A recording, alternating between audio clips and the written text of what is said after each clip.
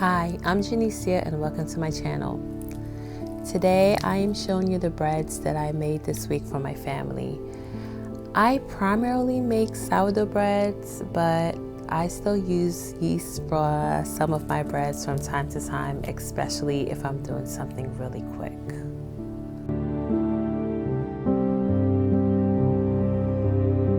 When I was a child, I lived with my grandmother for a while.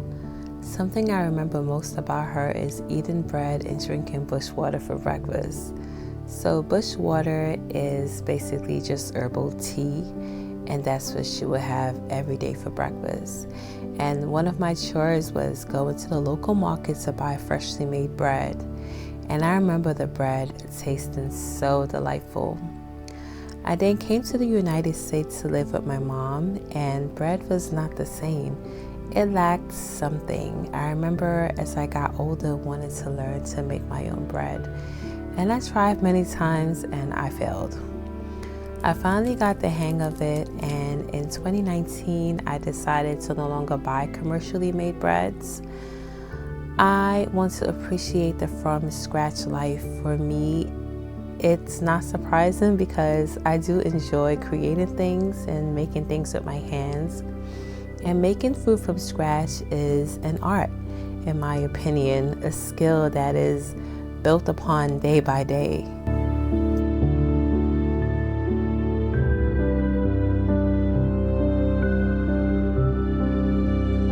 Right now, I am making a miche sourdough bread.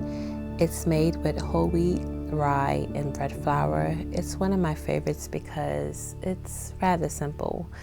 I make this bread about once a week. I enjoy eating it with cold cuts or eggs and avocado, basically avocado toast, but with eggs on top.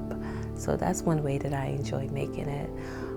This is one of the first breads I learned how to make, and I've just been making it ever since then. I've been venturing off recently with making my own recipes and such, and it's been really fun. My house was very cold on this day, so I had to wait a little bit longer in between stretch and folds. Rather than 30 minutes, I had to wait maybe 45 minutes at some time. And so when I'm finished shaping this bread and putting it in the baskets, I would put it in my fridge for about 12 to 48 hours depending on my schedule.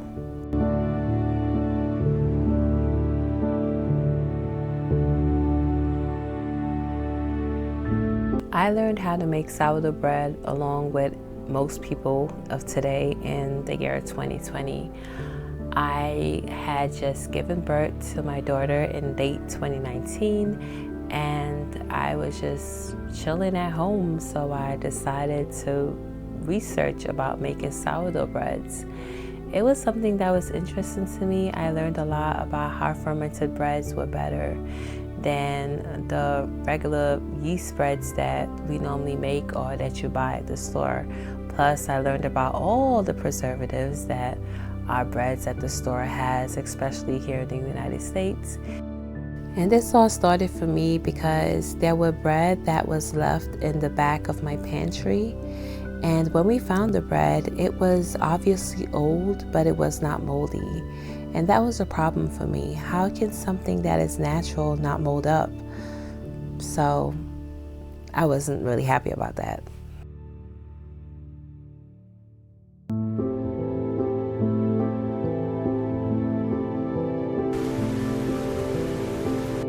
My breads are finished. They look beautiful.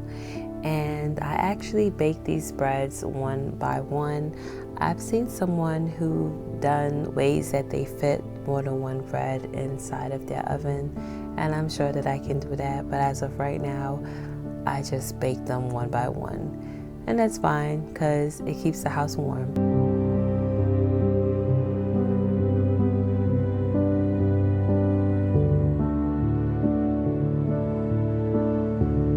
My family loves anything cinnamon. If I buy cinnamon sticks, my children would snack on them.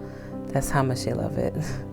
So I thought it would be nice to treat them with cinnamon raisin bread. It's something I haven't made in a while.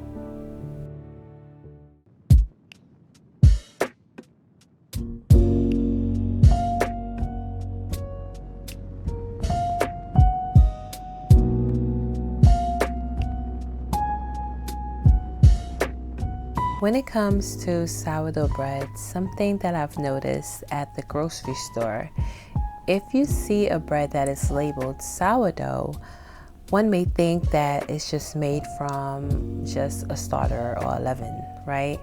But it's not. It's not naturally leavened. It's made also with yeast, with commercial yeast.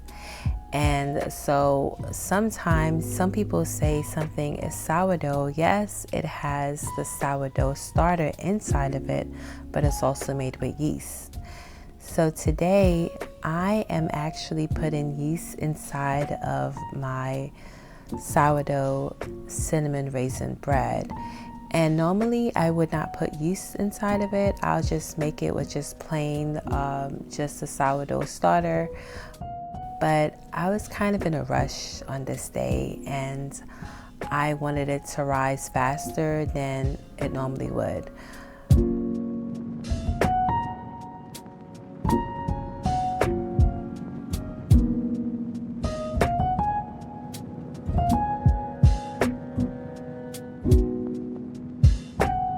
Depending on the season in your household when you were baking and the humidity of your house, you will need more or less water when you're baking. And this day I underestimated how much water I really needed in my recipe.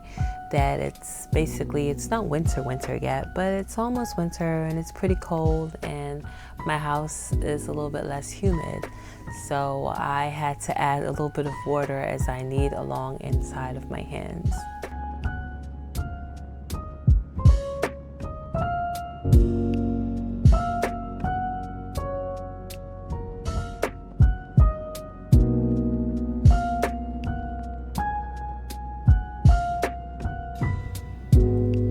I prefer my dough to be on the stickier side, and my dough was just not as movable as I wanted it to be.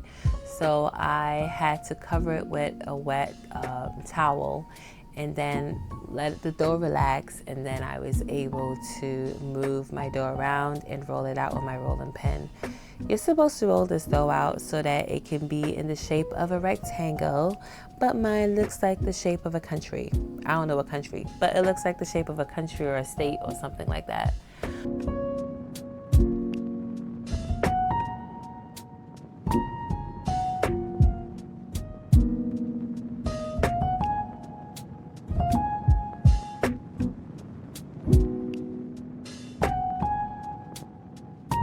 I think that I was meant to make cinnamon raisin swirl bread, and that's because when I was younger I used to buy the Sun-Made and the Pepperidge Farms bread, and I used to enjoy it so much. That was one bread that I really did love to eat, and so knowing how to make this bread for me is an accomplishment, and my family really enjoy it. I felt like I could have rolled this dough a little bit tighter, because you will see at the end, like, it looks like there's a little bit of a hole inside of it, and I did not appreciate that, but it's still fine. It still tasted really good. I thought that this bread would have been a little bit on the drier side, but it was not. It was pretty yummy, and my family ate this bread off within 2 days.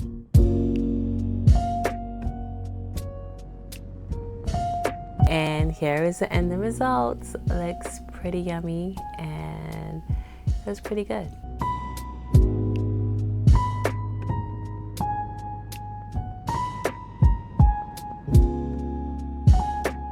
My family rarely eats fast food, so I try to give them the fast food experience with a home cooked meal. We reserve fast food for when we're traveling or on super rare occasions. So I had to learn to make burger buns, and it became a lot simpler than I used to think it was. All you need is water, eggs, salt, sugar, butter, yeast, and flour. But I have not tested or tried to make a sourdough version as of yet, but I hope to do so sooner than later.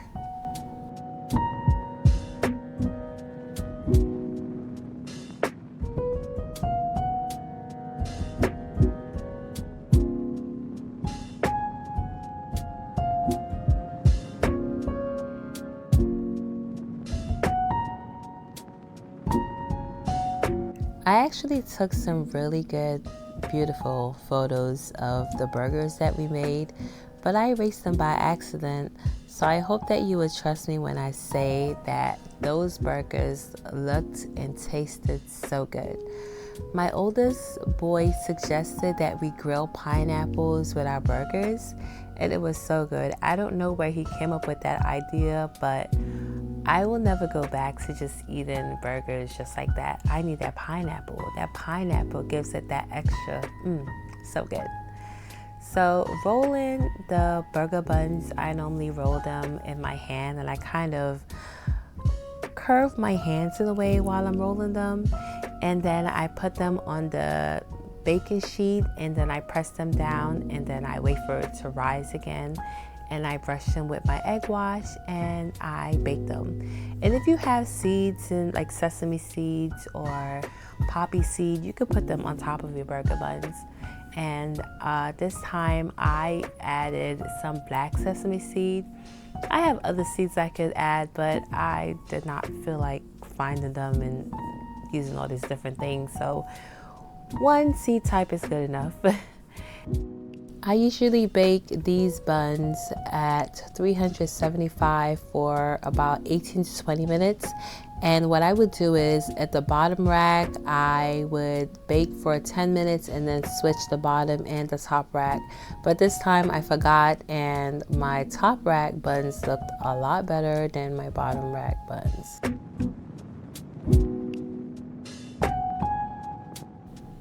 So we are on to our last bread for this video.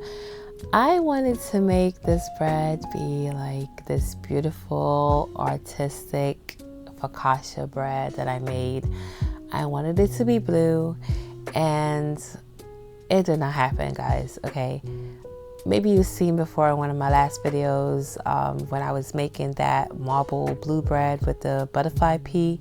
I try to do the same thing here, but as usual, I never add enough butterfly pea inside of the water so that it could be even darker blue, and so it just didn't come out the way I wanted it to be. So I ended up adding parsley to it to give it a more parsley flavor inside of my dough, and to see if it will give it like a little bit of a green hue. That did not work out either, so my bread just looks a little bit weird, but it's okay because it still came out great. And so this was an all sourdough focaccia. And the reason why I wanted to make it is because I have this beautiful accordion tomatoes that I harvest from the last harvest for this year. And I really wanted to use them in my focaccia because it kind of looked like flowers when you slice them. And I wanted that look. So I really wanted it to look so pretty. And I like designing focaccias because I think it's so much fun. And it gives bread a not so boring look, because you know, when you design cakes, they make cakes to look all kinds of ways and stuff, and no one ever thinks about bread in that manner. But in order for focaccia, you can do so much. You can make it look so beautiful. So I have some rosemaries from outside in my garden. They're still alive and thriving, and I put my rosemaries at the bottom to make it look like it's trees or something like that. And then I put my tomatoes at the top, and then I added in also some sage that was also outside of my garden. And I don't know what my idea exactly was here. I just wanted something that looked really pretty. And just for color, I also added in some cherry tomatoes. I actually had to buy these at the store because I didn't have cherry tomatoes.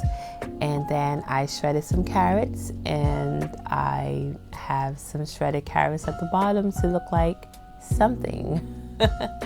But what do you guys think? Tell me, do you think it looked really pretty, or you're just like, I think it looks really pretty, and I love the way that it comes out. And that's the fun thing about making focaccias. I feel like you can kind of go wild and just do all these fun things on it, and it felt like a little art project to me. And this is the final results. So pretty.